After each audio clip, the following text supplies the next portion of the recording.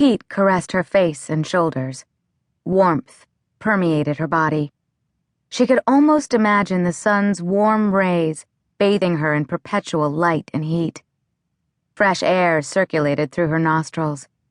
The scent of food wafted through. She sniffed. There was more. The smell of garbage and feces singed her nose hairs and overrode her senses. Warm liquid with a distinctive metallic taste trickled to the back of her dry, irritated throat. She swallowed. Blood. A dull ache in the back of her head began to throb harder and harder. Voices. Where are they coming from? The shouting made her head hurt even more. Straining her ears, she tried to hear what all the fuss was about. Panic rose in her chest. She couldn't understand anything.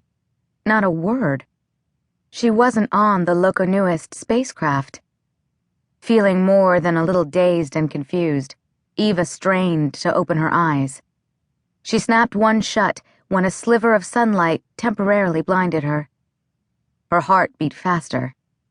She needed to find out where she was. Sun and fresh air, both were something she hadn't felt in over 3 years while confined on the Loconuist spacecraft. She tried again. While one eye wouldn't open at all, the other opened just enough. She winced again. The bright light was too much for her retina. She was right. She was somewhere with sunlight. But where? She forced her good eye to open again. A sea of different species were out in front of her. None of them human. A gasp caught in her throat. Aliens. Why were these things watching her? Her eye darted around the crowd. There were some aliens who had the appearance of 6-foot-tall walking lizards. Others resembled little miniature dragons, and of course the famous little gray aliens. Sprinkled in the crowd were humanoid figures with hair on top of their heads, 2 eyes, 2 arms, and 2 legs. Although humanoid in appearance, the skin colors threw her off.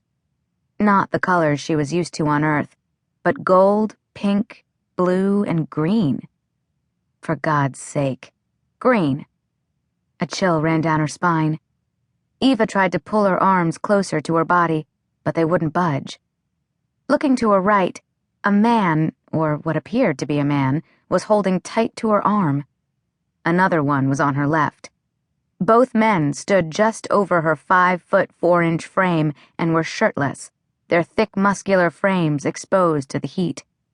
Their brown leather pants were a shade darker than their skin tone. This can't be good. Finally, her memory returned. Men, the same as the ones currently holding her, entered the holding bay of the Loconuist spacecraft and dragged everyone out, kicking and screaming. She and Allie were doing what they did best, hiding from the aliens, but that didn't seem to matter this time. These aliens were intent on taking them all away. As they approached Allie and her, the only thing left to do was fight. Fight as though their lives depended on it. Guess we lost. She'd trained with the best martial artists, and not only was she an expert in various weapons, but also hand-to-hand combat. Her punches and kicks on these guys didn't seem to make a difference. It had been as if she were punching a tree trunk. They were solid as rocks. "Where's Allison?" she whispered, her throat hoarse. After all the years trapped in the belly of an alien spacecraft, Allie had become more than her friend. She was the only family Eva had. Eva tried to open both of her eyes wider, or rather the one good eye. The men tightened their hold, twisting her bone in the socket.